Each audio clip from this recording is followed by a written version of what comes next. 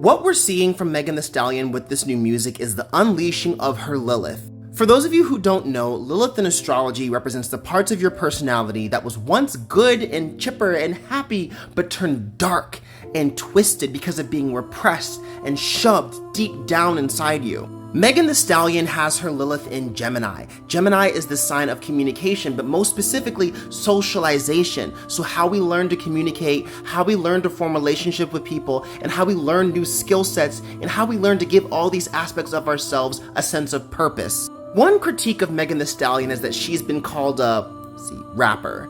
Basically a rapper who all she raps about is, I'm good, I'm hot, I'm sexy, look at my genitalia, blah, blah, blah, blah, blah. But here's the other thing, you guys. She is an Aquarius. Aquarius is one of those zodiac signs that does not like to process those emotions. Aquarius is known for being the least emotional, the least affectionate, the least anything that involves just deep feeling in the zodiac. However, when you have your Lilith in Gemini and you finally unleash all of that repressed Gemini energy, she's giving her music and her lyrics a purpose. I'm not saying it didn't have a purpose before, but beforehand it was more about, living life, being joyful, being confident. But now it's about processing your trauma, processing your adult trauma. A lot of the times the music we listen to helps us process our childhood traumas, our childhood insecurities, our childhood worries. Her career popped off right after she collaborated with Nicki Minaj and also right after her mother died, and then that collaboration with Nicki Minaj somehow segued into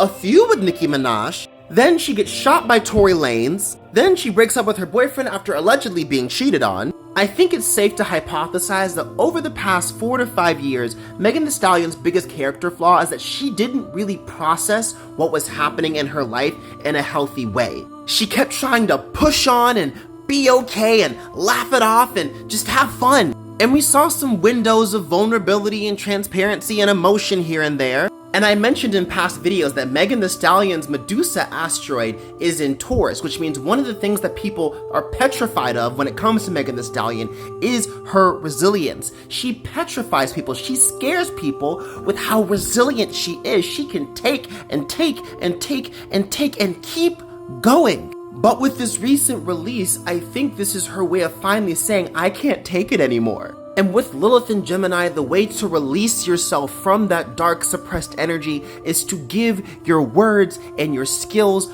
a purpose. She gave her lyrics, her musicality, her talent, the purpose of helping her process her trauma and what she's been through. With Pluto entering the sign of Aquarius earlier this year, I think we're going to see a major transformation in Megan Thee Stallion's music over the next year. I don't know what it will be too, but I think we're going to see a shift. And with this new album, this is the beginning of that shift. Want to learn more about your zodiac sign? Sign up for a reading, link in my bio.